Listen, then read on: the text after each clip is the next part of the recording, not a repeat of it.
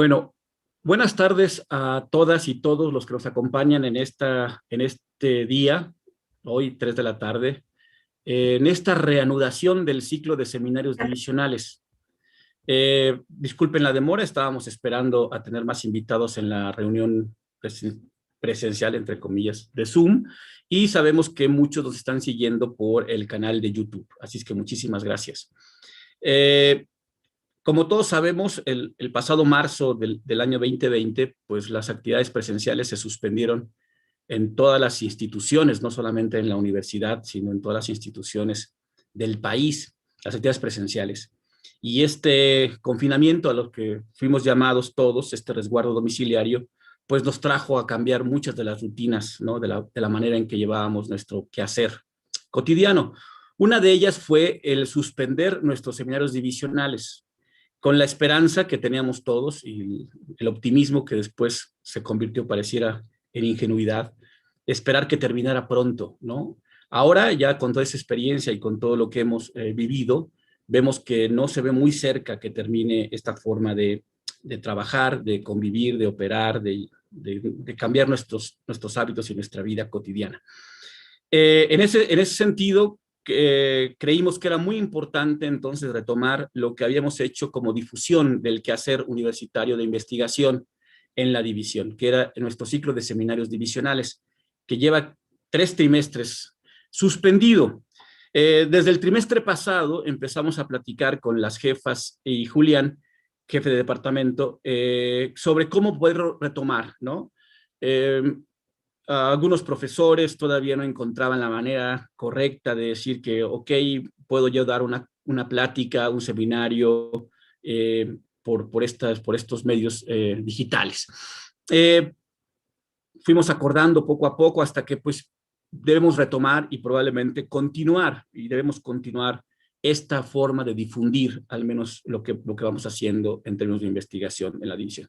Recordaremos que este seminario divisional está dirigido principalmente a alumnos de posgrado, a profesores que quieran tener ciertas colaboraciones y simplemente a difundir el quehacer de cada profesor para saber en qué áreas de investigación o qué áreas de interés está elaborando, está desarrollando conocimiento nuevo o reafirmando algún conocimiento ya conocido. Este es justamente el interés, básicamente. Entonces, hoy, 12 de abril del 2021, retomamos nuevamente nuestro ciclo de seminarios y el doctor Salomón de Jesús Alas Guardado es el que aceptó esta propuesta, ¿no? Y entonces nos preparó un seminario que, bueno, estaremos escuchando en los próximos minutos. Me voy a permitir presentar al doctor Alas Guardado, aunque estoy completamente seguro que todos lo conocemos. Él fue coordinador de la licenciatura en biología molecular, profesor que inició, no propiamente fundador, Salomón, me equivoco, pero un poquitito después te incorporaste al departamento de naturales y que pues has venido trabajando en este departamento desde hace ya muchos años. Entonces, me voy a permitir presentar al doctor Salomón.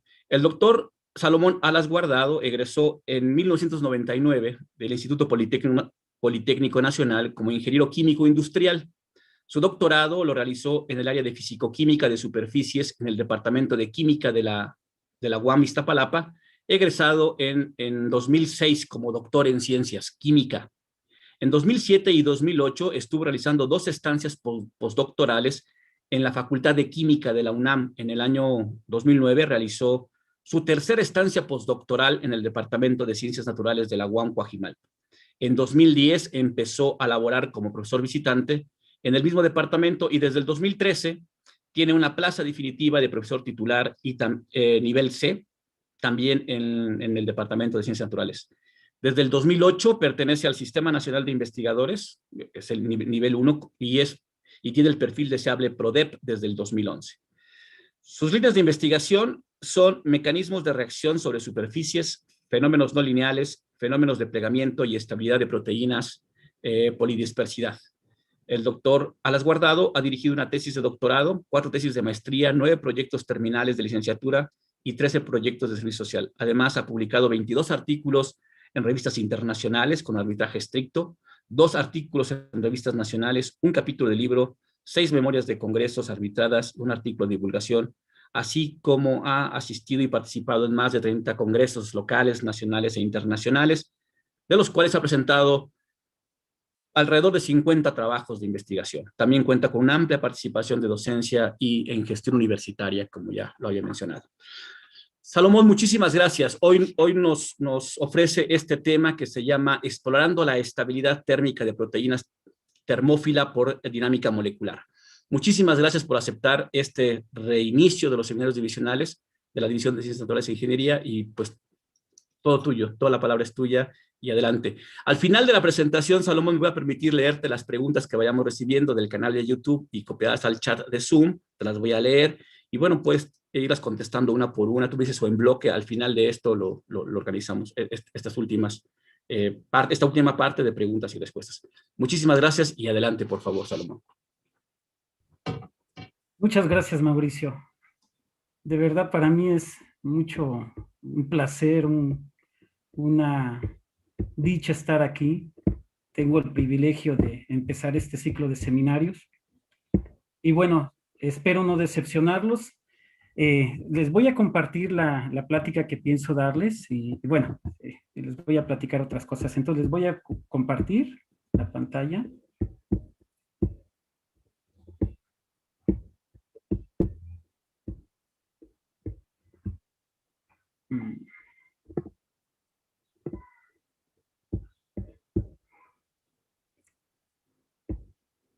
¿Ahí se ve? Sí, sí se ve. ¿Sí? Okay. Perfecto, ahí perfecto. Ok. ¿Sí se transmite bien y todo? Excelente. Ok.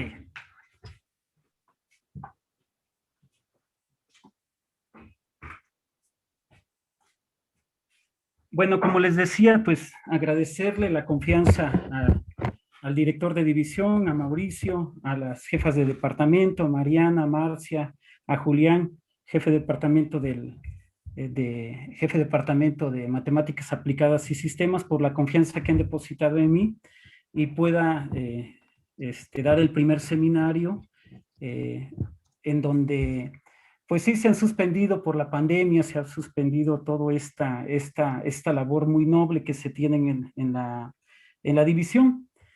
Y para mí, como les decía, es un placer, un privilegio ser el que inauguro estas pláticas y sobre todo lo que les voy a platicar ahorita es una de mis líneas de investigación. Traté de hacer una charla más de divulgación, les voy a explicar algunas cosas. Traigo algunos resultados de varios que tengo, pero no quiero abrumarlos con los resultados, sino que más bien entender el arte del problema que queremos resolver, ¿no? O analizar. La plática se llama Explorando la estabilidad térmica de proteínas termófilas por dinámica molecular. Y bueno, yo, como bien lo decía el profesor Mauricio Sales, pertenezco al Departamento de Ciencias Naturales en la división. Y bueno, y sí, estoy ahí desde 2009, llegué como postdoc, no fui fundador de la unidad, pero ahí estuvimos casi al principio. Bueno, entonces les voy a presentar de qué se trata la plática. Miren. Ahí está.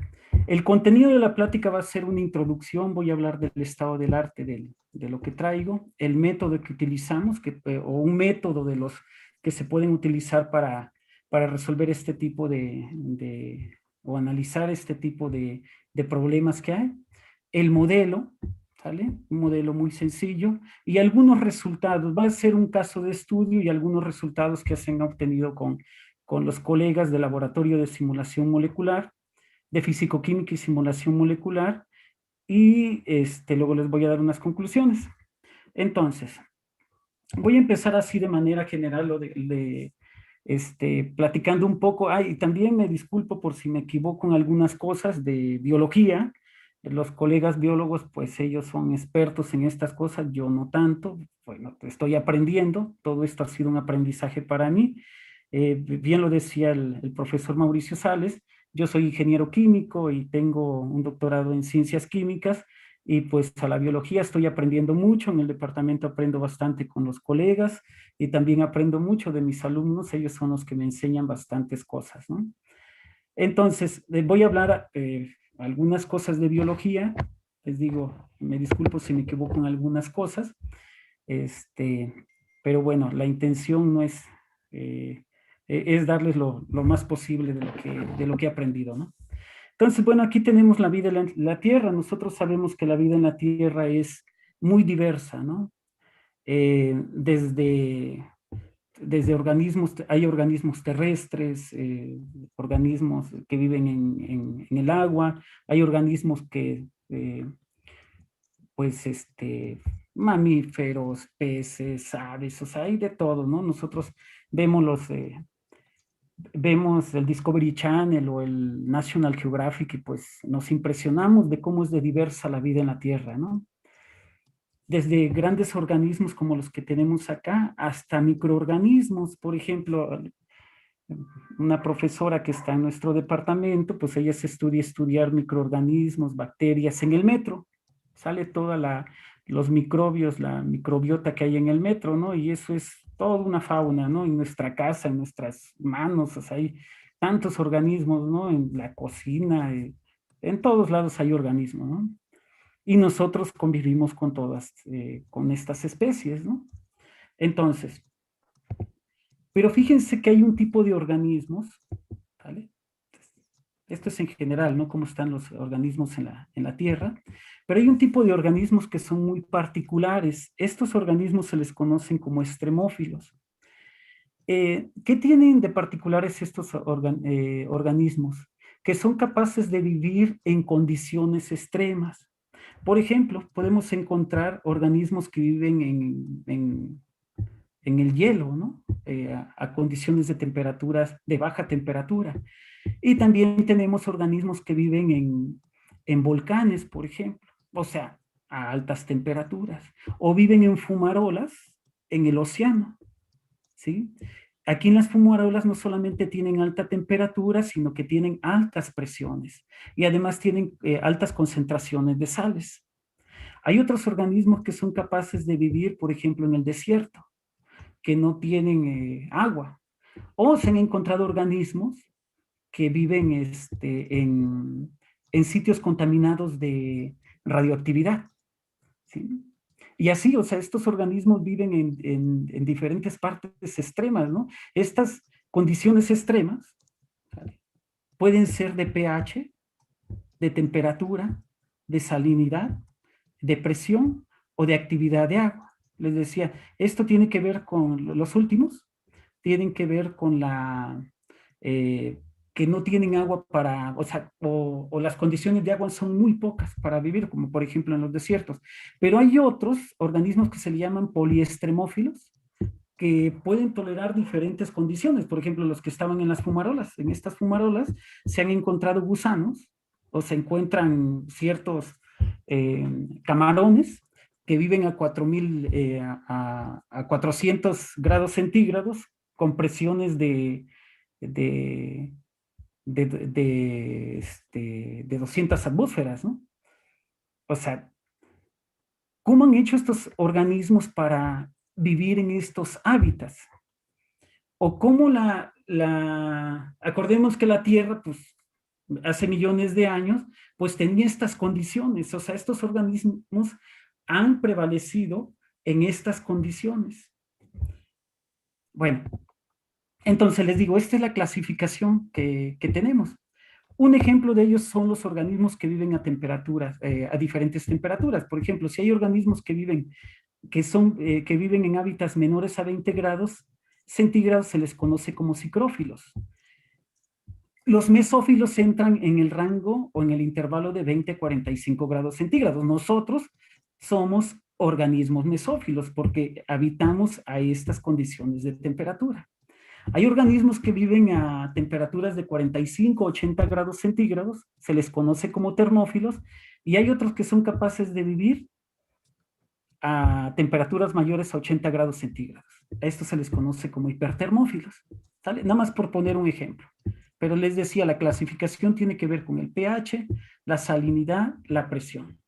Bueno, en la clasificación de temperatura, que es donde me voy a ir enfocando, El intervalo donde se han encontrado organismos que viven es entre menos 5 grados centígrados y 110 grados centígrados. Es un aproximado, ¿no? ¿Vale? Aquí les decía, aquí están la clasificación que vimos anteriormente. Bueno, y un ejemplo de ellos son estos gusanos, ¿no? En los respiraderos hidrotermales hay ciertos gusanos hidrotermales en estas fumarolas. Por supuesto, aquí la temperatura está a 400 grados centígrados. Se tienen presiones altas, pues están entre 2.000 y 4.000 metros de profundidad, ¿no? Luego, esta es una gran fuente prismática, se le conoce, está en el Parque Nacional de Yellowstone. Y todo lo que ustedes ven aquí, todos estos colores, tienen que ver porque son diferentes microorganismos. O sea, por ejemplo, este color naranja, esa coloración la dan ciertos tipos de organismos, mientras que las amarillas los dan otros, los verdes las dan otros, y los azules hay otros tipos de organismos. Entonces, como que cada quien hace su colonia, ¿no? Estamos juntos, pero no revueltos. Ahí hay un tipo de bacteria, por ejemplo, esta bacteria que se llama Thermus aquaticus, vive entre 50 y 80 grados centígrados. Su crecimiento, ¿sale? Su mejor crecimiento lo tiene entre 65 y 70 grados centígrados. O sea, ella puede vivir a este intervalo de temperatura, pero le gusta crecer en este intervalo de 65 a 70 grados centígrados. Bueno, entonces si nosotros vemos todos estos microorganismos, microorganismos, pues una pregunta que nos hacemos es, ¿qué pasa con las biomoléculas que los conforman, que los estructuran? O sea, ¿qué está pasando con sus biomoléculas? ¿Sí? Por ejemplo, se ha visto que la membrana celular es rica en lípidos, pero los lípidos deben de ser saturados y de cadena larga.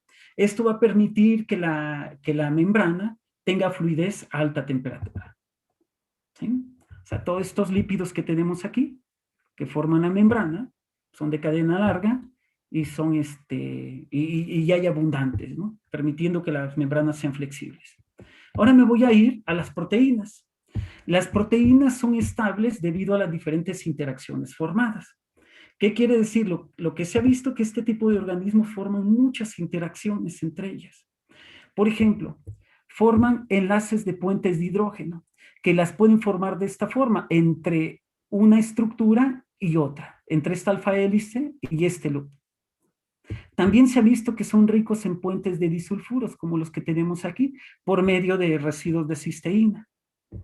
Aquí también existen puentes de hidrógeno. En esta hoja beta, entre estas hojas beta, bueno, en esta hoja beta, entre las hebras beta, existen puentes de hidrógeno.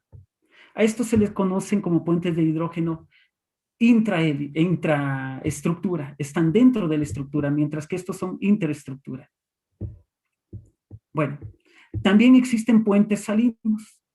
Residuos cargados con otros residuos cargados forman un puente salino, como si fueran dos cargas colómbicas, ¿no? Aquí hay otro puente de hidrógeno. Se forman interacciones también de tipo hidrófobas. Es decir, hay residuos que son apolares y pueden empaquetarse en lo que se llama un core hidrófobo y están interaccionando en ellas. Aquí hay dos unidades de proteínas, es una proteína. Fíjense, este complejo es más estable en comparación de este y lo que permite es que estos tenga esta estabilidad por las interacciones formadas entre los residuos que forman a las dos estructuras. Lo que les decía, puentes salinos, puentes de hidrógeno, interacciones de Van der Waals, interacciones hidrófobas. ¿Sale? Entonces, entre más tengamos este tipo de interacciones, volvemos a la estructura más estable y es más difícil de romper estructuras o desplegar estas estructuras a los cambios de temperatura, o más bien a esas temperaturas donde habitan estos organismos. Entonces, son de las dos grandes cosas que se han visto de los organismos termófilos. Bueno, Por ejemplo, aquí les presento un pequeño ejemplo de la proteína ribosomal L30. Fíjense, este estudio lo hizo un alumno que se llama Alejandro León Ramírez, hizo su tesis de maestría y él estudió esta levadura que es la Saccharomyces cerevisiae, ¿sale? Esta levadura se utiliza para el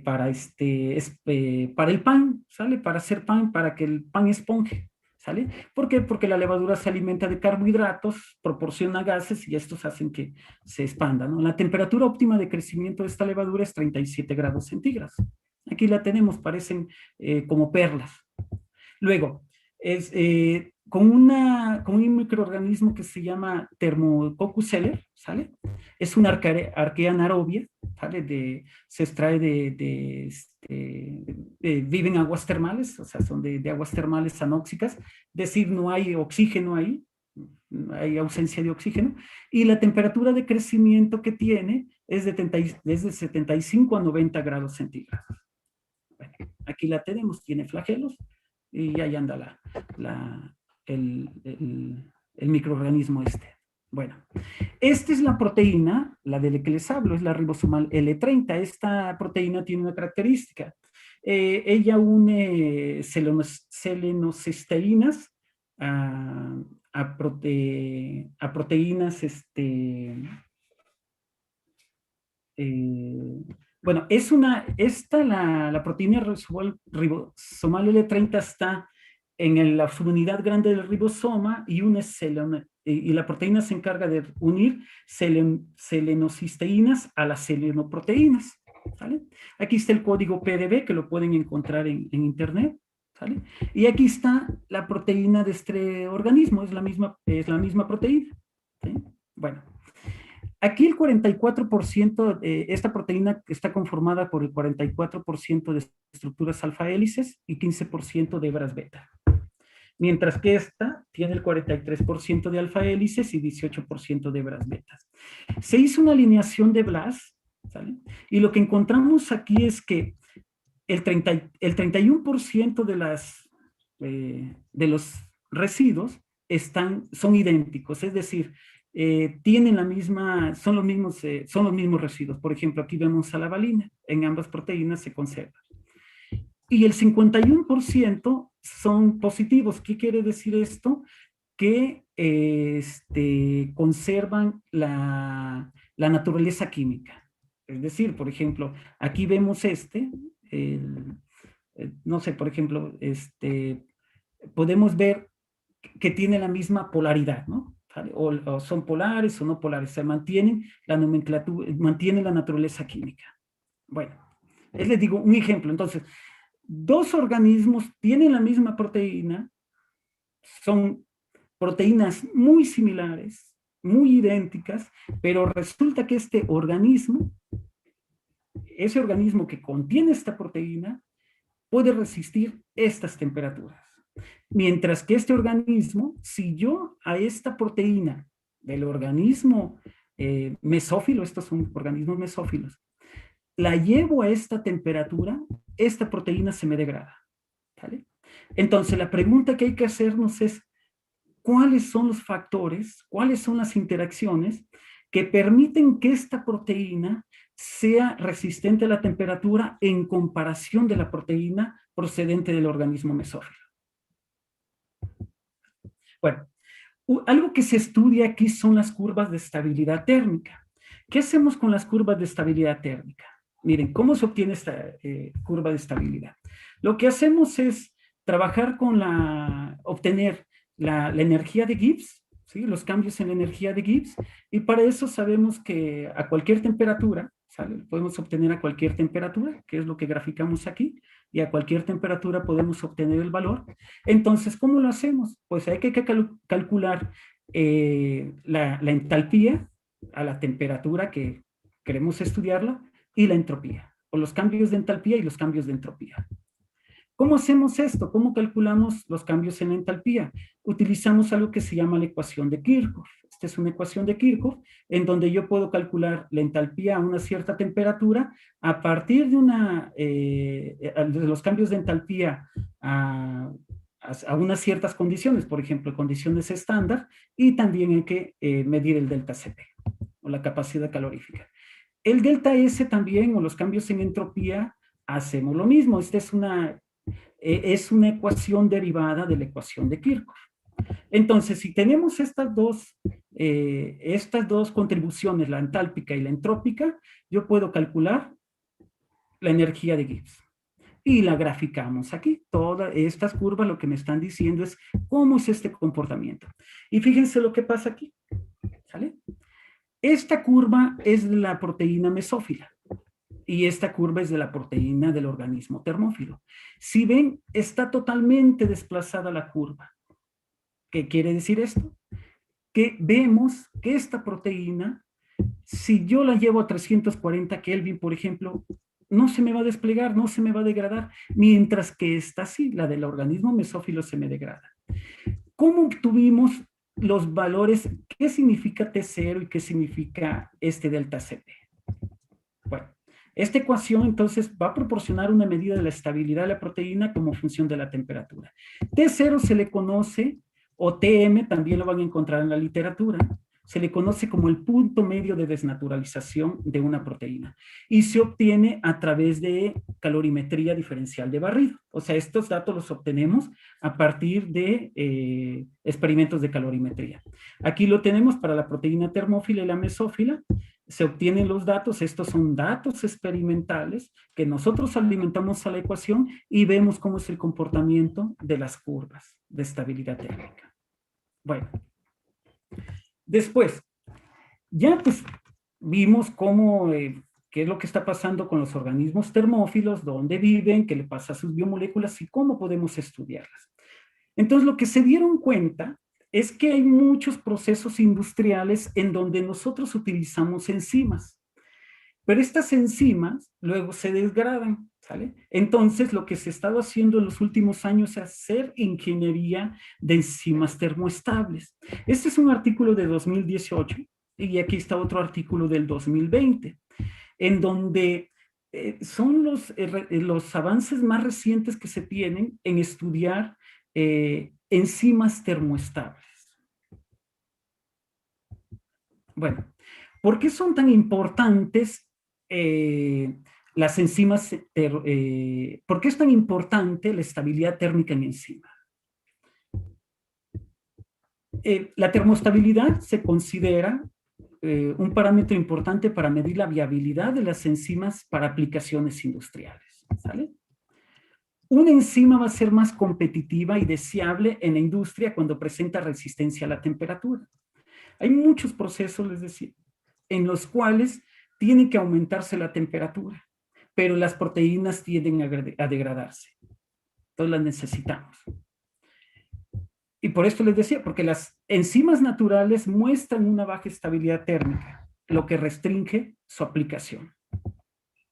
Entonces, lo que vamos a hacer es, en la ingeniería de proteínas, es modificar la estructura de la proteína para mejorar las propiedades térmicas de la enzima. Y en los últimos años se ha logrado enormes avances en ingeniería de proteínas resistentes a la temperatura. En las aplicaciones industriales que nosotros en donde encontramos las enzimas es en lo siguiente: en alimentos, en agricultura, en farmacia, en detergentes, en cosméticos y otras. Las enzimas con potencial aplicación biotecnológica, ¿cómo lo hacen? Extraen las variantes de los organismos extremófilos, pueden ser organismos termófilos, extraen de ahí las proteínas y las aplican, ¿no?, a la industria. Pero eso es muy costoso. O lo que se está haciendo mucho es desarrollo de variantes en el laboratorio, es decir, hacer mutaciones de ciertas proteínas que conocemos mesófilas y hacerles las mutaciones. Y una estrategia que ha estado funcionando mucho es la estrategia de ingeniería enzimática asistida por computadora. Evitarnos todo esto que es mucho gasto. Entonces, tanto la extracción de variantes de organismos extremófilos y el desarrollo de variantes en el laboratorio. Entonces, lo que vamos a hacer es hacer ingeniería enzimática asistida por computadora. Obtenemos el producto y ese ya luego lo podemos probar en el laboratorio y hasta a nivel industrial. Bueno. ¿Qué estrategias se han utilizado también para mejorar la estabilidad térmica en enzimas? Pues algo que se llama la evolución direccionada.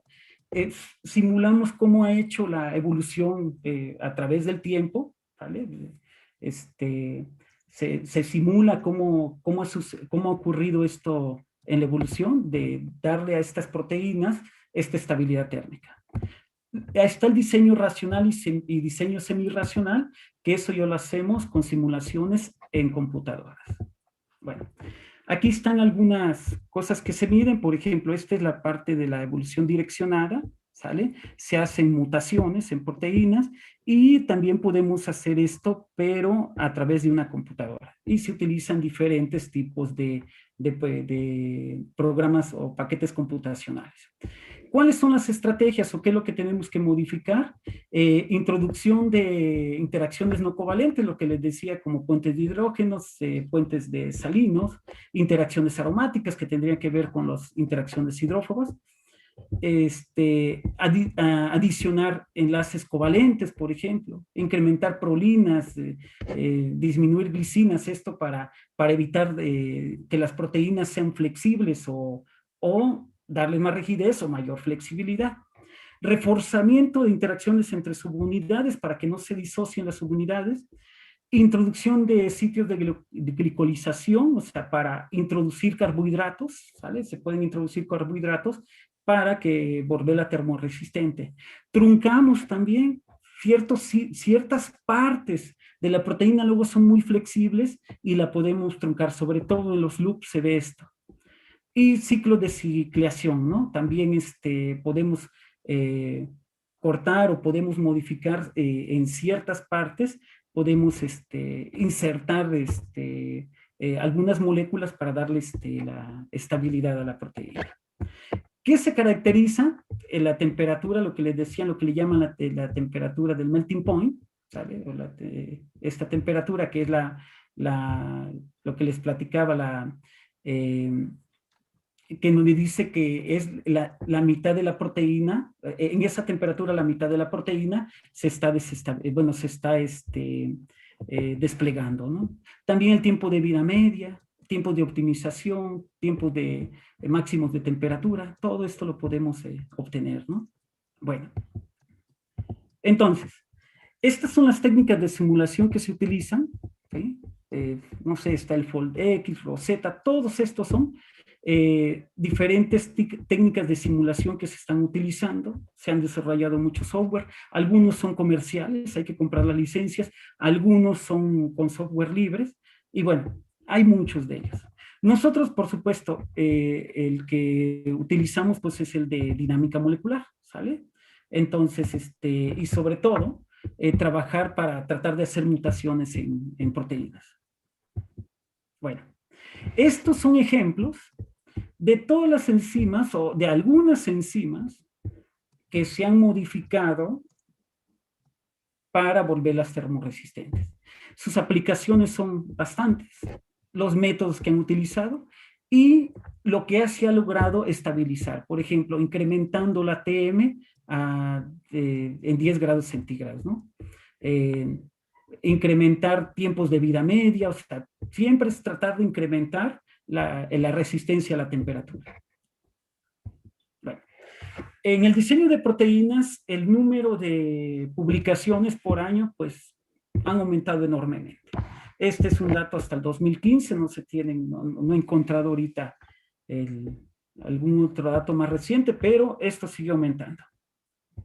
Bueno, entonces, teniendo esto en mente, nosotros lo que vamos a hacer es trabajar, hacer un diseño de proteínas, estudiar proteínas de organismos termófilos, compararlas con organismos mesófilos, pero vamos a utilizar dinámica molecular. Entonces les voy a explicar un poco de qué se trata la dinámica molecular, a grandes rasgos. Aquí tenemos las escalas de medición, más o menos aquí es donde nos vamos a encontrar en la dinámica molecular. Aquí está la mecánica cuántica, las dinámicas a mesoescala. el elemento finito de simulaciones, de procesos, esto ya es más para reactores, ¿sí? Aquí tenemos el tiempo y la distancia. Entonces, más o menos la dinámica molecular nos vamos a ubicar en los nanómetros, tal vez microsegundos, digo micrómetros, perdón, y de este lado vamos a estar entre picosegundos y microsegundos. Más o menos es donde trabajamos la dinámica molecular. ¿Pero qué es la dinámica molecular? Es un método determinístico en donde vamos a conocer las posiciones y velocidades de las partículas a un tiempo t. ¿Cómo se obtienen estas posiciones y estas velocidades? Simplemente utilizamos la segunda ley de Newton como paradigma básico para realizar las simulaciones. Aquí está la ley de Newton, ustedes se la conocen, la segunda ley de Newton, que nos la enseñan desde, creo, desde la secundaria, donde medimos la fuerza, que es igual a la masa de una partícula por su aceleración, ¿verdad? En una fórmula de derivadas, pues la tenemos de esta forma. Es la masa por la segunda derivada de la posición con respecto al tiempo. Y también podemos calcular la energía potencial, o sea, esta fuerza está relacionada con la energía potencial, ¿sí? La fuerza también entonces sería el negativo de la energía potencial o de la derivada de la energía potencial con respecto a la posición. El problema se va a reducir en conocer la forma analítica de la energía potencial o del potencial que se le llama y el método de integración. Si yo conozco esto, ¿vale? La energía potencial puedo conocer la fuerza, conociendo la fuerza puedo conocer la aceleración y con la aceleración puedo conocer las posiciones y las velocidades de las partículas. Bueno, ¿cómo es la forma de la energía potencial o el llamado el potencial? Tiene esta forma, ¿vale? No se espanten, no nos vamos a explayar mucho. Simplemente esta suma que tenemos aquí es debido a una interacción con un cuerpo, pero por una fuerza externa. Esta doble suma que tenemos aquí es cuando interaccionan dos cuerpos, dos partículas, dos moléculas, y este es cuando ya hay una interacción de tres cuerpos. Casi siempre se trunca hasta acá. Esto es muy difícil de calcular, pero lo podemos hacer, truncarlo de esta manera. Entonces, esto es lo que conocemos como campo de fuerzas, ¿sí? Entonces, el campo de fuerzas es una forma analítica de la energía potencial con una función de las coordenadas de las partículas. Nos referimos a coordenadas de las partículas, a las partículas como átomos de la molécula. O sea, la dinámica molecular es un método determinístico de átomos, o sea, atomístico, ¿sale? Nosotros vamos a ajustar el campo de fuerza, se ajusta con datos teóricos o experimentales, y lo que se ha tomado es los experimentos a través de los años de un conjunto conjunto de moléculas, ¿no? Ahora, cada molécula se considera como una colección de átomos que van a estar unidos entre sí por fuerzas elásticas simples, es decir, armónicas. O sea, vamos a tener, por ejemplo, no sé, un cuadrático, un potencial cuadrático que va a ser armónico, ¿no? ¿Vale? Ahora, las fuerzas se obtienen por el gradiente de la energía potencial con respecto a las coordenadas internas de la molécula. O sea, vamos a trabajar por moléculas. Aquí tengo otra vez, o sea, ya conociendo esto, si nosotros conocemos cómo es el campo de fuerza, cómo es este potencial, podemos calcular la fuerza de cada partícula. ¿Cómo se obtiene la energía potencial? Pues miren, aquí está la energía potencial, es la suma de otras energías potenciales, por ejemplo, las energías de enlace, las energías de los ángulos de torsión, las de no enlace y otras. ¿Qué se considera? Que esto debe de ser, cada interacción tiene una forma sencilla, o sea, debe de ser lo más sencilla posible, por eso trabajamos con que sean las interacciones armónicas, ¿no? ¿Sale? Y los parámetros van a depender de los átomos involucrados. Por ejemplo, aquí está el campo de fuerza. Este es para simular o más bien para ver cómo es el comportamiento de la energía potencial de los enlaces, pues simplemente se utiliza la ley de Hooke. ¿Sí? Aquí utilizamos para los ángulos, también es un ángulo, aquí utilizamos una constante que sería la constante angular, pero también se utiliza una variante de la ley de Hooke, nada más que ahora aplicando para ángulos. ¿sale? Y aquí tenemos la contribución de los ángulos diedros y aquí están las de no enlazantes. Aquí consideramos un potencial de Lennard-Jones en donde están involucradas las interacciones de Van der Waals, que serían las de London, las de Debye y las de Kisson. Mientras que aquí están las interacciones culómbicas cuando tenemos cargas dentro de la proteína o dentro de cualquier molécula. Bueno, ¿qué es lo que hacemos? Lo que hacemos es lo siguiente. Hacemos una minimización, ¿vale? Esto para evitar contactos espurios, o sea, nosotros obtenemos las coordenadas de la proteína, esto lo podemos obtener en el PDB, en el Protein Data Bank, obtenemos las coordenadas, esto hacemos, minimizamos a la proteína, ¿vale? En esta minimización lo que buscamos es, la relajamos, la llevamos hasta 0 Kelvin, ¿sale? Y después lo que vamos a hacer, vamos a calentar, por ejemplo, a la temperatura que nosotros queremos hacer el estudio, 300 Kelvin, por ejemplo. Y luego hacemos la equilibración.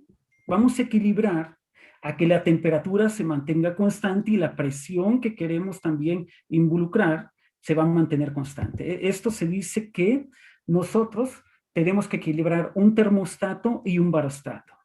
Después de esto, tenemos que hacer la producción, ¿vale? Aquí ya llegamos a esta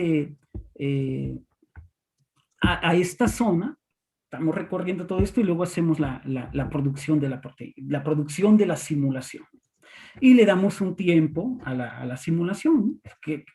¿Cuánto tiempo queremos que sea la de la simulación? Podemos hacer 10 nanosegundos, 100 nanosegundos, 1 microsegundo, ¿no? Y ya le dejamos de parar ahí. ¿Qué se mide en la dinámica molecular? ¿Qué podemos medir? Podemos medir análisis estructurales como la desviación de la raíz cuadrada media. Quiere decir esto, que a través de la simulación queremos ver cuánto se va a desviar cada uno de los residuos con respecto a la estructura original, a la cadena principal original. Medimos la fluctuación de la raíz cuadrada media, aquí lo hacemos de manera global y aquí lo vamos a hacer por residuo. ¿Cuánto se está desviando cada residuo con respecto a la cadena principal? El radio de giro también lo medimos y esta es una medida de las fluctuaciones de la proteína que puede estarse compactando o puede estar expandiéndose. Luego, podemos medir contactos nativos. La proteína empieza con ciertos contactos, ¿vale? Y a través que pasa la simulación, esos contactos se pueden perder, esos contactos originales entre átomos se pueden perder. Cabe destacar que son contactos lo que se llaman contactos topológicos, espaciales, no en la cadena, no en los que están haciendo enlaces. Medimos lo que es la componente principal, estos son movimientos, podemos hacerlo por regiones de la proteína, ¿sale? ¿Qué tanto se mueven los aminoácidos? ¿Qué tanto se están moviendo las estructuras secundarias? También lo podemos hacer. Y podemos hacer un estudio de estructura secundaria. ¿Qué tanto se pierde la estructura secundaria? Dentro de los análisis físico-químicos podemos medir puentes de hidrógeno, que pueden ser proteína-proteína, lo que les decían que son intraproteínas, son en la misma estructura, ¿sale? O puede ser, o sea, proteína, perdón, estos son puentes de hidrógeno, proteína, es los puentes de hidrógeno que se forman entre estructuras de la proteína. Y la proteína solvente, o sea, puentes de hidrógeno que va a formar los residuos polares con el solvente. Puentes salinos lo podemos hacer en una misma estructura, ¿vale? Por ejemplo, tenemos una alfa hélice y ahí podemos medir los puentes salinos que se forman en la misma alfa hélice. O estructura diferente, una alfa hélice, por ejemplo, con un loop. Se le llaman interestructura, ¿no? También los contactos hidrófobos, esto lo hacemos de manera indirecta. Medimos algo que se llama el área superficial accesible al solvente. Lo podemos hacer para los residuos polares y para los no polares. Bueno. Dentro de los programas computacionales que tenemos, ¿sí? Hay muchos paquetes, hay libres, hay con licencia, por ejemplo, están los Char, Melamber, Gromax, NAMD, ¿sí? Aquí están los campos de fuerza, pueden ser los mismos desarrollados por Char, por Amber, aquí está Gromos, aquí, por ejemplo, Gromax soporta Amber, Gromos o PLS y así sucesivamente, ¿no? O sea, nosotros tenemos muchas herramientas para poderlos estudiar, pero hay que tener cuidado. No todos los paquetes computacionales y no todos los campos de fuerza están corregidos, están hechos para proteínas. Tal vez están hechos para otras moléculas más pequeñas. Por ejemplo, se ha visto que los GROMACS, ¿sí? Con Amber, o sea, utilizando GROMACS, que es libre, y Amber también, que lo tenemos libre, es el campo de fuerza, son están bien corregidos para proteínas. O sea, la parametrización se ha llevado a cabo y ha funcionado bastante bien. Otro sería el CHARM, ¿sí? Utilizar CHARM también ha dado buenos resultados. Bueno, ahora, ya que tenemos todo esto, nosotros lo que intentamos aquí es, queremos estudiar proteínas termófilas utilizando dinámica molecular, ¿sale? Entonces, ¿cómo va a ser nuestro modelo? Miren, nuestro modelo, vamos a hacer lo siguiente, ¿vale? Vamos a poner unas condiciones iniciales, ¿sí? Lo que decíamos, ¿no? Ponemos nuestras condiciones iniciales que por lo general son estas. Si yo quiero estudiar una proteína termófila y una mesófila para comparar, porque quisiera comparar por qué la proteína termófila, si son tan semejantes, tan iguales las dos proteínas, por ejemplo, en el caso de la ribosomal L30, a mí me gustaría comparar lo que le pasa a la proteína termófila y a la proteína mesófila.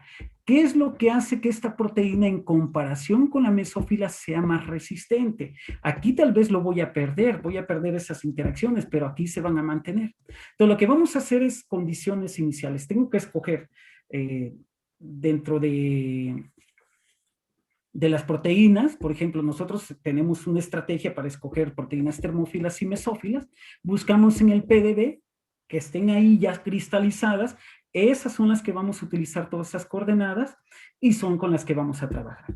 Tenemos que ponerle iones porque vamos a neutralizar la proteína. ¿Esto para qué? Porque nosotros trabajamos a pH 7. Ya tenemos algunos estudios para trabajar, que hemos estado trabajando a pH 8 y a pH 9. Tenemos que definir el tamaño de la caja. Puede ser una caja cúbica o puede ser una caja dodecaedra o hay diferentes tipos de caja, ¿sale? Las cajas se ven así, miren.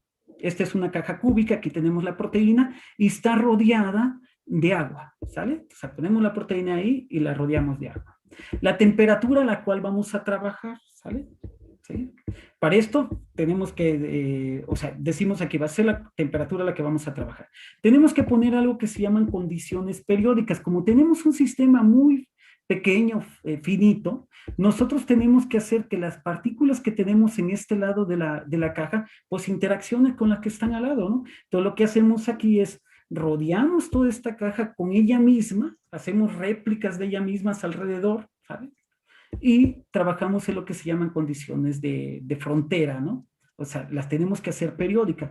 Para que estas proteínas, aquí es agua, ¿no? Son moléculas de agua que deben de interaccionar con todos los que están a su alrededor, pero ¿qué pasa con las que no interaccionan, con las que están en el borde de la caja? Pues tiene que verse a ella misma, ¿sale? Bueno, no a ella misma, sino a la misma caja, tiene que verla para poder interaccionar. Bueno, luego tenemos que poner el tiempo de simulación. ¿Cuánto tiempo quiero simular? Por ejemplo, 100 nanosegundos. El ensamble estadístico que vamos a utilizar, por lo general se utiliza un ensamble NPT que se llama isotérmico isobárico. El programa que vamos a utilizar, que puede ser GROMACS y el campo de fuerza. O sea, es como lo mínimo necesario que necesitamos. Ya teniendo esto, tenemos que hacer la minimización, calentamos y equilibramos, hacemos la producción y hacemos el análisis de resultados. Bueno, este es un ejemplo, es un caso de estudio. Este lo publicamos en el año 2020 en esta revista y trabajamos sobre la estabilidad la estabilidad térmica de la proteína metilguanina metiltransferasa. Esta procede de una arquea que se llama Pirococcus podacarensis. Este fue el proyecto de maestría de Eric cuando estuvo trabajando con nosotros aquí en la UAM, en el posgrado de la división. Él hizo su maestría y se lograron publicar sus resultados. con los colaboradores, bueno, con el equipo que tenemos en el laboratorio, que es Gerardo, el profesor Gerardo Pérez, y Felipe Aparicio, y su servidor. Bueno, esta proteína es muy importante porque es una proteína que está muy conservada en todos los seres vivos, porque esta proteína se encarga de rectificar bueno, el ADN, las guaninas del ADN, una guanina de ADN se puede metilar. Esto puede ocasionar mutaciones en el ADN. Entonces, su única función de esta proteína es quitar el metilo de aquí y dejar que la guanina quede con el oxígeno solito acá, ¿vale? O sea, quitarle este metilo. Por eso se llama la metilguanina metiltransferasa. O sea, es para lo único que sirve esta proteína y está conservada en muchos organismos, ¿sale? Casi en todos los organismos, es muy conservada. Porque les digo, trata siempre de reparar ADN para que no haya mutaciones en él. Bueno, entonces, el organismo hipertermófilo que escogimos aquí, les decía, es la arquea Piracoccus codocarensis, ¿sí? Es una arquea de 174 aminoácidos. Esta es la temperatura que obtenemos del experimento, que es el TM, la que obtenemos del experimento, 371 Kelvin. A esta temperatura hay que acordarnos, a esa temperatura el 50% de la proteína está desplegada y el otro 50% está nativa. Las temperaturas que utilizamos son 302, 371 y 450 Kelvin. Esta 302 la tomamos como una temperatura la de mayor estabilidad de esta proteína. 371 se tomó porque es la TM y 450 se tomó para estresar el sistema. Ahí la tenemos a la proteína, ahí está el PDB. Luego, buscamos un organismo mesófilo y encontramos que todos los datos experimentales estaban en la enterobacteria Escherichia coli. Tiene 178 aminoácidos, esta es la TM de la Escherichia coli. También hicimos las mismas temperaturas para poder comparar y ahí está la proteína, ¿sale? ¿Qué utilizamos? El programa de GROMACS y aquí utilizamos un campo de fuerza CHAR, ¿sí? El solvente, pusimos solvente explícito, o sea, hay agua explícita, hay modelos, y hay uno que se llama SPC, que funciona bastante bien. El tiempo de simulación es 95 nanosegundos. Si alguien me pregunta por qué 95 nanosegundos, ahí se los respondo al ratito. Bueno. Entonces, ¿qué hicimos aquí? Pues lo primero es estudiar las estructuras terciarias y alineación de secuencias. Tenemos la proteína, esta es la termófila, ¿sale? Así es como le llaman en la literatura, por Piracoccus codocarensis, y es de la metilguanina metiltransferasa. Y ya está la mesófila, le llaman ADACE, así es la nomenclatura. Tenemos 36% de aminoácidos idénticos y 52% de aminoácidos similares. Aquí más o menos se ve, en rojo se ponen los aminoácidos que son idénticos. Esto que ven aquí, los círculos es el sitio de unión al ADN. Y aquí vemos las secuencias primarias, tanto de la proteína mesófila como de la proteína termófila. Cuando me refiero a mesófila y termófila es que proceden de esos organismos, ¿no? ¿Sale? Y aquí están las estructuras secundarias también, como se ven en la alineación. Bueno, las condiciones de simulación que utilizamos son estas, es el volumen de la celda, la proteína, cuántos átomos tenemos en la proteína, la cantidad de partículas de agua, los iones que utilizamos para neutralizar y la cantidad de átomos o partículas que simulamos. Esta es la caja de solvatación, cómo se vería la proteína, todo lo que ven aquí es agua que está alrededor de la proteína y aquí pues en este caso fue de la proteína del organismo mesófilo. Dentro del análisis estructural no les voy a decir todo, nada más vamos a ver aquí el RMSD, ¿sale? La desviación cuadrática media, la medición de la raíz, de la desviación de la raíz cuadrática media, el radio de giro y los contactos nativos. Pero miren, vamos a hacer esto. En rojo está el comportamiento de la proteína termófila en 95 nanosegundos. Aquí lo tengo en picosegundos, pero sería 95 nanosegundos. Entonces, rojo es para termófila, negro para mesófila. Esto que tenemos aquí es a 302 Kelvin, esto es a 371 y esto es a 450. Cada simulación se hizo por triplicado, ¿sale? No solamente fue una simulación, o sea, hicimos la termófila 302 y lo hicimos 3 veces. Esto porque para ver que teníamos el comportamiento adecuado y que estamos explorando algo que se llama el espacio-fase, ¿vale? Bueno, entonces, fíjense, ¿qué es lo que pasa con el radio el RMSD? Es decir, cómo se está desviando globalmente la proteína de su cadena principal de la original, ¿sale? De la original, del primer tiempo de simulación. Si ustedes ven aquí a 302, ambas se comportan igual, pero a medida que aumentamos la temperatura, la proteína del organismo mesófilo, sus fluctuaciones globales son muy grandes en comparación de la proteína termófila. Esto que ven aquí es el promedio, lo que está en negro es el promedio, y esto sombreado que tenemos aquí es la desviación estándar. Esto nos dice qué tantas fluctuaciones tiene. ¿Tal? En el radio de giro pasa algo similar, inclusive la proteína mesófila se compacta, empieza a compactarse, y aquí pasa por más estados de compactación y de expansión. Y miren en los contactos nativos, a 302 los contactos nativos se mantenían iguales, mientras que a 371 la proteína mesófila está perdiendo contactos nativos. Y ni se diga 450 Kelvin, pierde mucho más contactos nativos. La fracción se cae, mientras que la termófila no. ¿Qué nos da a entender esto? Que la proteína del organismo termófilo se mantiene estable a pesar de que la estamos estresando a 450 Kelvin. En el análisis físico-químico, ¿qué hicimos? Medimos contactos hidrófobos a través del área superficial accesible al solvente, medimos lo que serían los contactos polares, contactos no polares, también hicimos puentes de hidrógeno, que serían proteína-proteína, lo que les explicaba, proteína solvente, hicimos puentes salinos, y los trabajamos nada más interhélice, ¿sale? Entre las hélices nada más, que vimos que eran los más importantes, trabajamos con algo que se llaman puentes salinos conservados y puentes salinos no conservados. Esto es en ambas proteínas, y los no conservados están en una sola proteína. Perdón aquí por el acento, se me fue. Ahora, todo esto lo hicimos, no se los voy a dar todos, no se los voy a explicar todos, pero me voy a ir a los puentes salinos nada más, porque es ahí donde encontramos las mejores, lo más relevante. Los puentes salinos que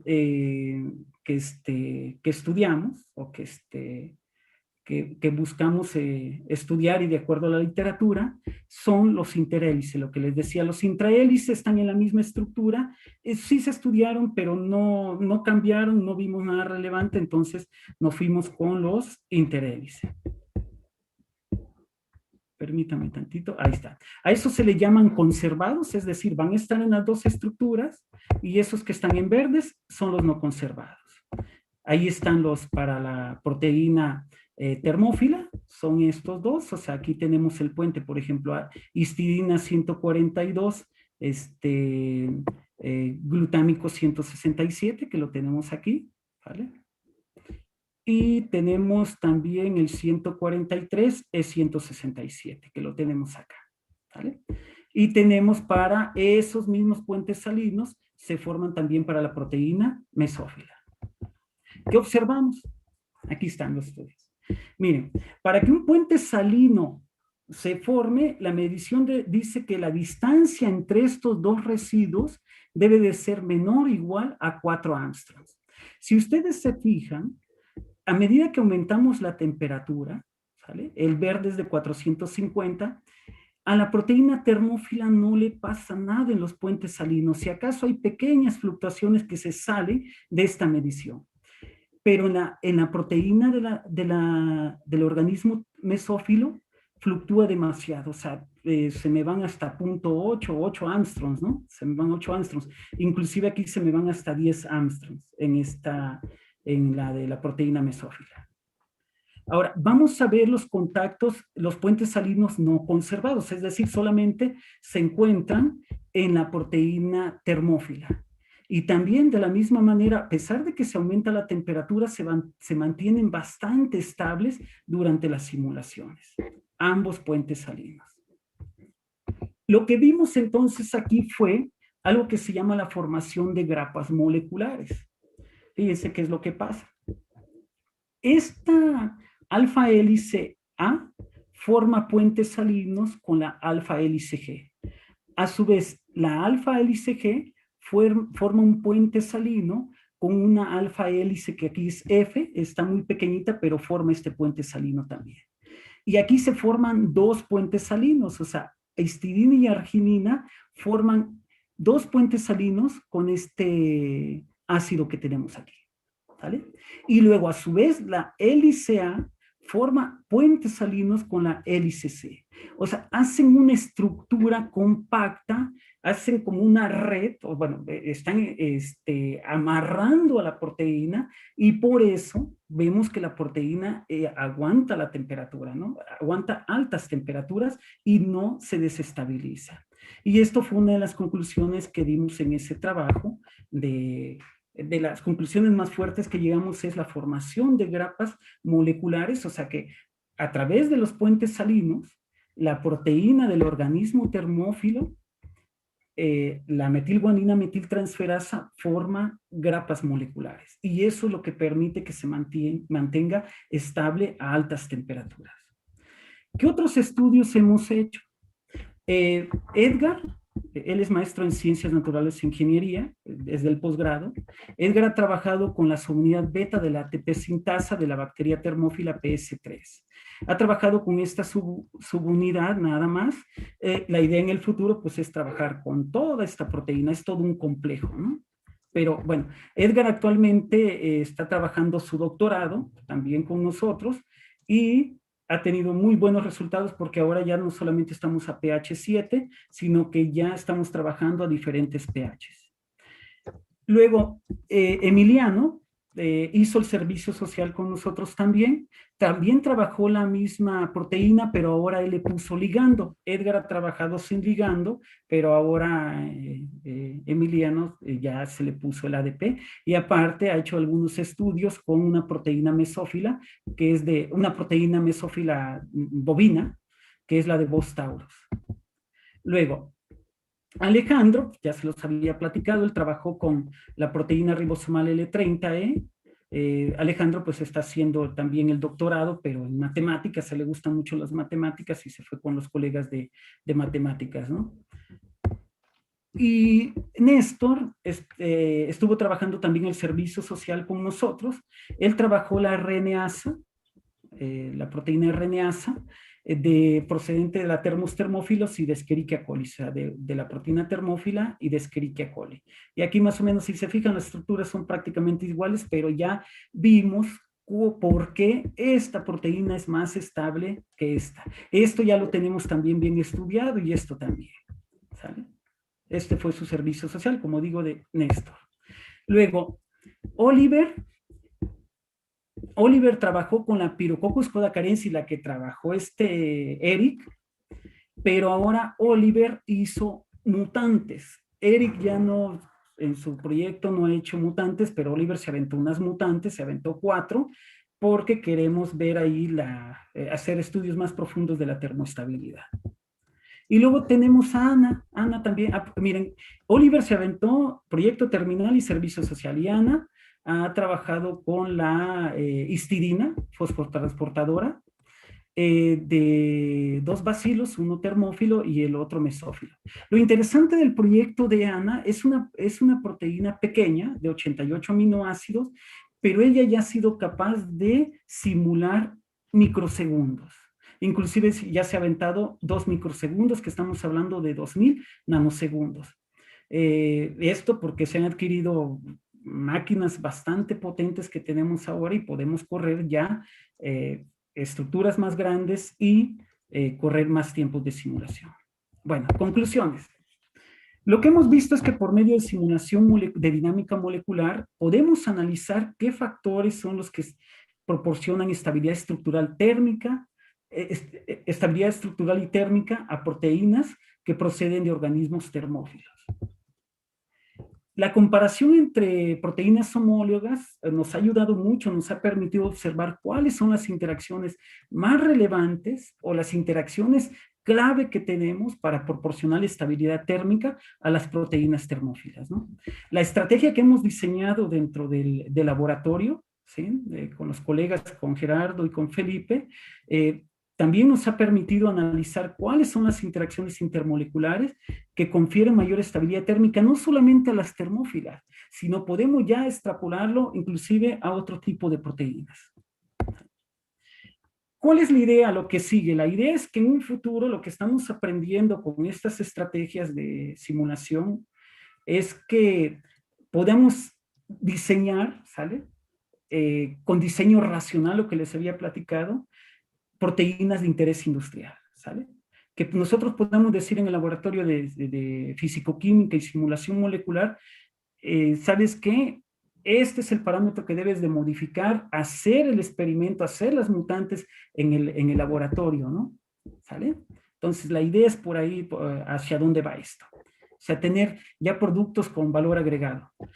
Empezamos, ya sabemos más, empezamos de cero. Yo particularmente empecé de cero en esto, no soy biólogo, les digo, me ha gustado mucho porque tiene que ver mucho con físico-química y pues es lo que más me gusta, ¿no? Bueno, agradecimientos. ¿A quién agradezco? Este es quienes conformamos el Laboratorio de Físico-Química y Simulación Molecular, el profesor Felipe, que lo tienen aquí, el profesor Gerardo, que le puse aquí una foto porque él no fue a este congreso. Aquí estábamos en un congreso con los alumnos del laboratorio físico. Es un congreso de físico-química teórica. Creo que aquí estábamos en Puebla. Aquí está Alejandro, ¿vale? Este es Alejandro, que ha trabajado con la ribosomal L30. Eric, que trabajó con la metilguanina metiltransferasa. Edgar, que ahora dirigimos su tesis de doctorado. Y bueno, Ever, que también estaba aquí. Ever, él hizo otros estudios. Y Saúl, que Saúl ahora se encuentra en Alemania. Él estuvo haciendo otros estudios más de biofísica. Ahora está en Alemania haciendo su doctorado. Él es Emiliano, quien ha trabajado en conjunto con Edgar con la proteína, de las unidades beta de la ATP sintasa. Aquí está Néstor, tomé su foto del WhatsApp y por eso le tapé la carita a su hijo. Néstor, que trabaja con la RNasa. Ana, que está trabajando con la histidina fosfotransportadora. Realmente ya terminamos, estamos en los últimos detalles de su reporte. Y Oliver, que trabajó las mutantes de la metilguanina metiltransferasa, que fue el trabajo de Eric. Y bueno, y esto va a continuar, ¿no? Agradecimientos también, muchos de los cálculos que hemos hecho, los trabajamos en Yoltla, en el laboratorio de supercómputo y visualización en paralelo, estuvimos trabajándolos ahí. Y también a CONACYT, agradecer mucho a CONACYT porque nos ha apoyado para comprar máquinas, porque el problema que tenemos en Yoltla es que solamente tenemos un tiempo finito para correr, máximo nos dan chance 4 días y a veces las simulaciones llevan más que ese tiempo. Si queremos correr a microsegundos o sistemas muy grandes, no los podemos correr. Entonces, una estrategia fue pedir apoyo a CONACYT, nos apoyó con un proyecto.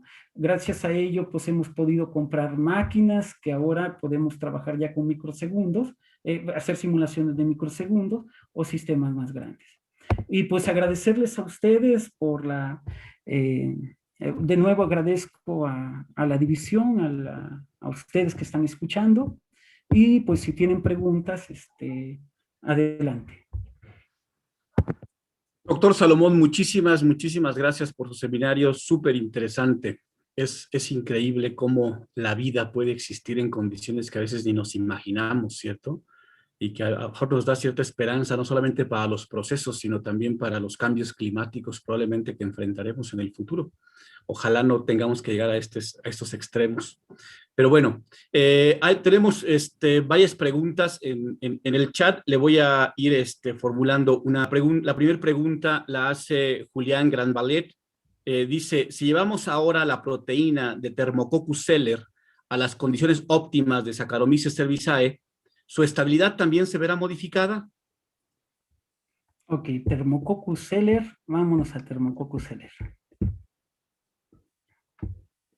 Claro, si yo aquí está Thermococcus celer, ¿sí? Si yo empiezo a quitar precisamente, Julián, fíjate que eso es lo interesante. Cuando uno hace mutaciones, ¿qué es lo que empieza a ver? Por ejemplo, yo le voy a quitar un puente salino, ¿sale? A la proteína. Le voy a empezar a quitar el puente salino. Hago mutaciones.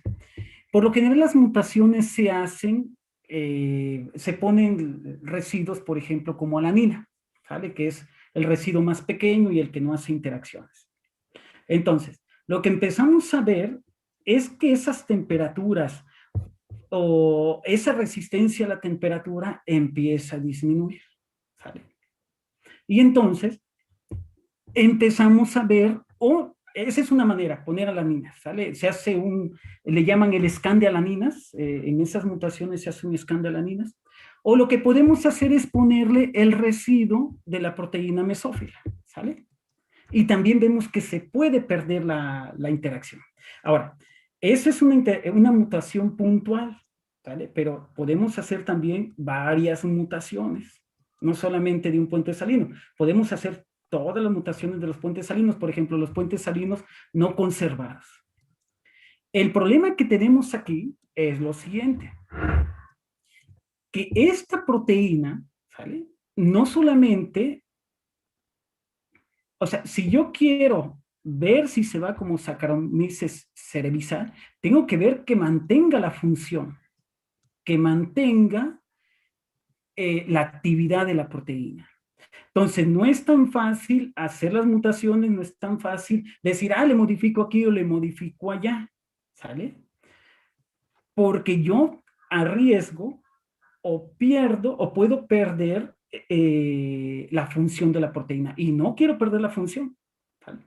O lo puedo ver de otra manera. ¿Qué tal si a la proteína mesófila le empiezo a agregar residuos que me permiten que ésta sea más termorresistente? La proteína mesófila se vuelva termorresistente como la termófila. Pero aguas, hay que medir la función también. Hay programas computacionales que nos permiten eso también. Lo podemos hacer ya por computadora. También la medición de la actividad o la función de la proteína. O sea, hay que cuidar dos cosas. La estabilidad, pero sin perder la función. ¿Sí? Bueno, gracias por la pregunta.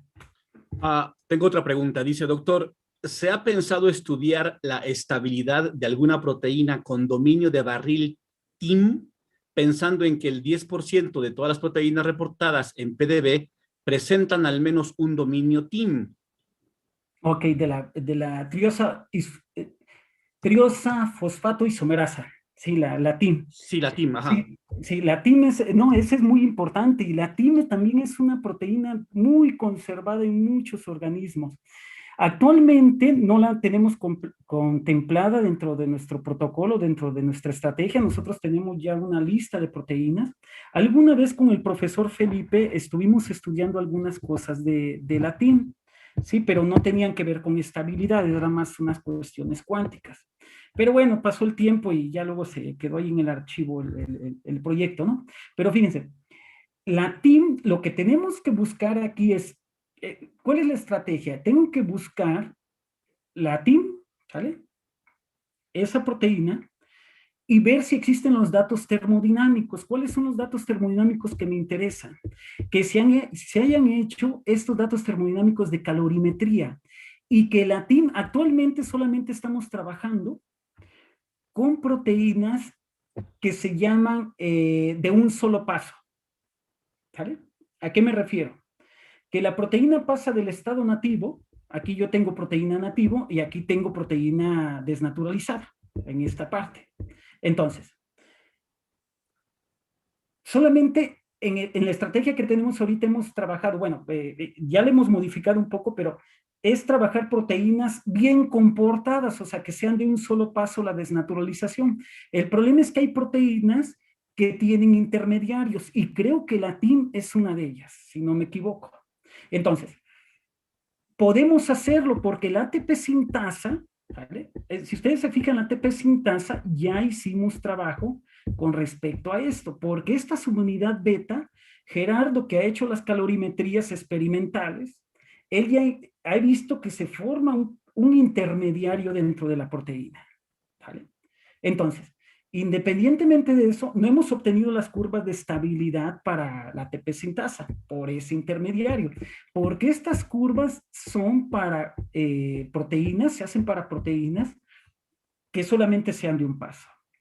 Pero en un futuro, no dudo que vamos a llegar ahí a ese tipo de proteínas que son muy importantes industrialmente y que están bien conservadas también. ¿Sí? Entonces, no dudo que vamos a llegar a trabajar con ese tipo de proteínas también. Gracias. Perfecto, doctor.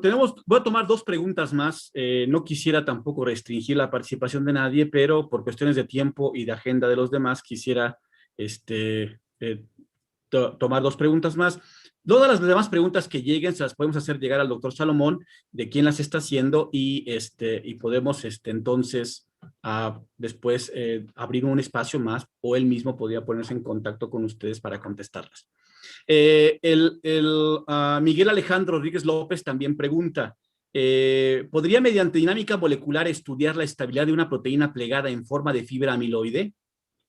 Sí, sí, por supuesto, se puede estudiar. La dinámica molecular es una maravilla. En serio, ya está tan bien parametrizado todo, están muy bien, tenemos los parámetros, tenemos todo. Y les decía, por ejemplo, Gromax con Amber ahorita está funcionando bastante bien. O sea, Gromax es el paquete, Amber es el campo de fuerza. Voy a poner aquí. O sea, es Gromax con Amber están funcionando muy bien porque se han corregido muchas cosas. Y podemos estudiar proteínas desordenadas, ¿sale? Entre ellas las amiloides, ¿sale? Que tienen que ver con cadenas largas, no hay ningún problema. Ahora, la ventaja que nosotros tenemos aquí es que hay muchos estudios que se han hecho que meten el solvente implícito. Nosotros no, estamos poniendo el solvente explícito, o sea, estamos poniendo las moléculas de agua interaccionar con la molécula, la biomolécula, ¿no? ¿Sale? Entonces, sin ninguna duda se puede hacer. Claro, muchísimas gracias.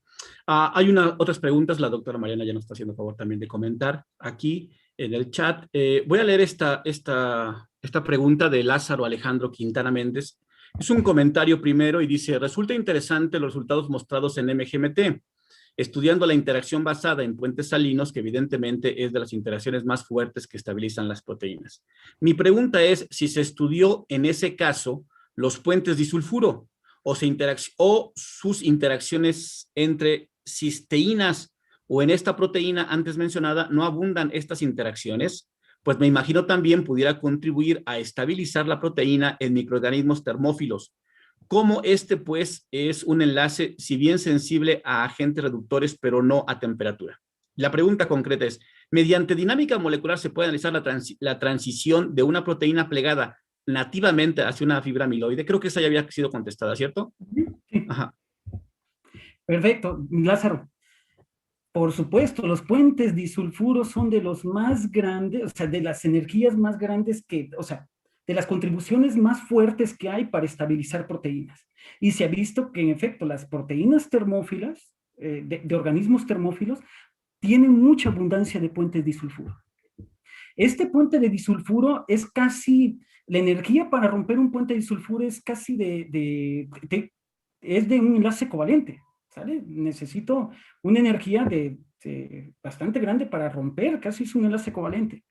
Ahora, en la metilguanina metiltransferasa tiene cisteína, pero no forma el puente disulfuro. Se estudió porque primero lo que nosotros hacemos es preguntarnos, ¿hay cisteínas? Sí. Y lo primero que empezamos a testear es si existen los puentes de disulfuro.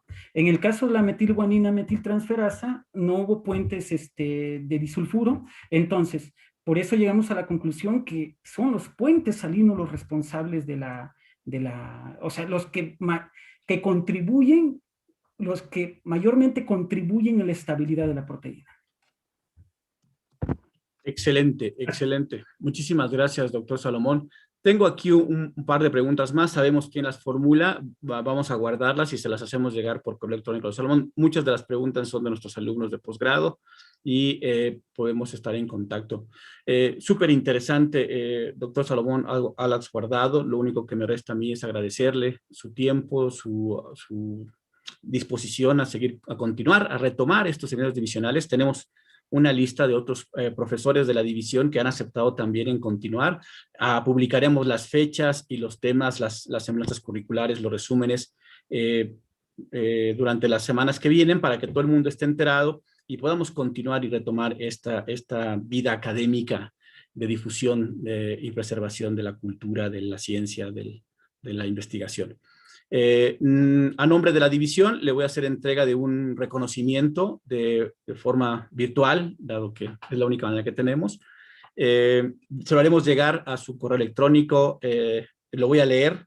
Dice: la División de Ciencias Naturales e Ingeniería otorga el presente diploma al doctor Salomón de Jesús Alas Guardado por haber impartido la conferencia Explorando la estabilidad térmica de proteínas termófilas por dinámica molecular dentro del ciclo de seminarios divisionales DCNI 2021. De invierno, quiere decir la I. Doctor Mauricio Sales Cruz, director de la división, firma. Muchísimas gracias a todos los que nos atendieron, los que nos siguieron por el canal de YouTube, los que estuvieron aquí en la sesión de Zoom. Les agradezco muchísimo y que tengan un excelente lunes y una semana maravillosa. Recuerden que tenemos muchísimas actividades dentro de la unidad, virtuales todas, pero que pues estaremos ahí pendientes. Muchísimas gracias.